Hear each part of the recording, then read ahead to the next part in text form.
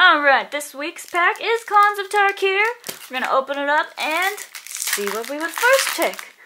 Alright, we've got Aerostorm, 5 mana, 3 colorless, 2 red. For a sorcery speed, it deals 4 damage to target creature. It has raid, so if you've attacked that turn, you get to deal 5 instead to creature or player. So that can be nice. It's a little expensive, but I mean, if you have to play it, you can. Mardu Horde Chief, 3 mana for a 2/3, and it also has a raid ability where if you've attacked that turn, you get to put a 1/1 white warrior creature token onto the battlefield. I like this card. 3 mana for basically 3 power isn't bad at all. I mean, it does have the caveat of you've had to attack, but if you're playing Mardu, which aggro-y deck, this is great in. You're more than likely attacking. Glacial Stalker, 6 mana, 5 colorless, a blue for a elemental creature that is a 4/5. It also has a morph cost of 4 colorless and a blue mana, so you can possibly get him out earlier. He looks like an elephant, ice elephant, with giant tusks. Yay. Shatter, 2 colorless, or no, not, I got it this time. 2 mana, colorless, and a red to destroy target artifact. There's tons of targets in this thing. All those banners, you can get rid of them, especially if your opponent's having mana troubles. That's a great way to fix that problem.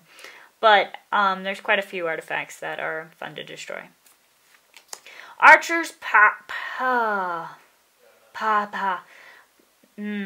Parapet, there we go, that's the word I'm looking for. 2 mana, a colorless, and a green for an 0/5 defender. You can also pay 2 mana, a colorless, and a black, tap it, and each opponent loses 1 life. So if you don't need to use it as a defender, start tapping mana and whittling your opponent down with arrows. So poking them with arrows, basically, yeah. Disowned Ancestor, 1 black mana for an 0/4. It also has the Elast ability where you can pay 2 mana, a colorless, and a black, tap it, and put a +1/+1 counter on this creature. The only thing I really don't like about Outlast is that it's a sorcery, which means you have to play it during your turn, and you can't wait until the end of your opponent's turn to try and do that. But I guess if that was the case that it was as an instant, it would be way too good. Sorcery makes it bounced a little bit. But 0/4 for 1 mana and a possibility to get bigger. You do have to tap it, so that means you're not blocking or anything with it, but it's okay. Highland Game, 2 mana, colorless, and a green for a 2/1 creature. When it dies, you gain 2 life. Yay! Go Elk, dude. Abzan Guide, 3 colorless mana and Abzan colors, white, black, and green for a 4/4 creature. So 6 mana for a 4/4 that has lifelink.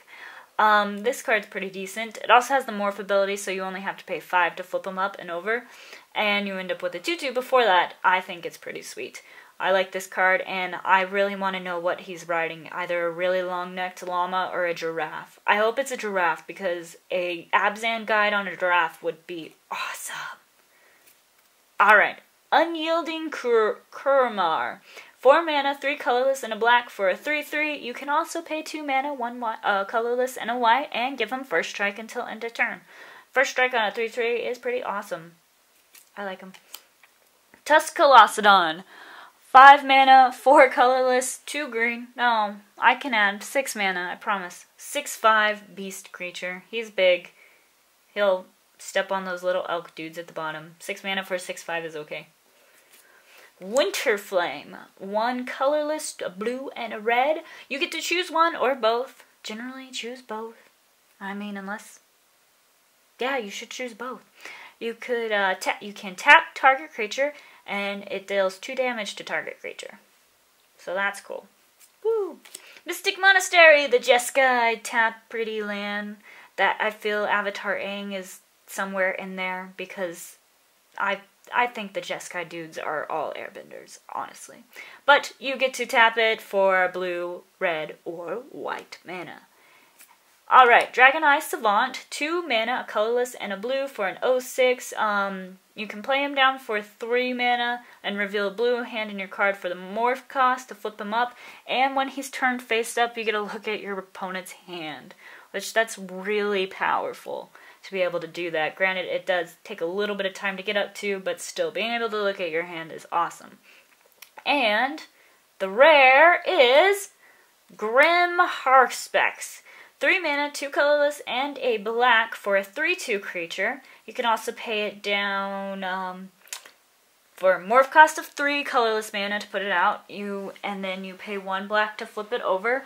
Whenever another non-token creature you control dies, you get to draw a card. This is awesome. Especially if you're using this with Sultai and you're kind of sort of wanting stuff to go in your graveyard and needing more things to draw, it's a great way to do that. It's really cool. I like that card. Alright, a mountain, and we don't care about that. Alright, so, first pick. This guy looks fun to play with. But I really don't see anything I'm really in love with. Maybe Winter Flame. I mean, dealing damage, tapping creatures, handling that. But I'd probably go with Grim Haruspex just because I like getting creatures and things like that. And he doesn't seem like he's too much of putting yourself in a position that you have to go his colors. So I'm going to go with that one. But if I picked wrong, let me know in the comments below. What would you pick? And like this video and subscribe for more.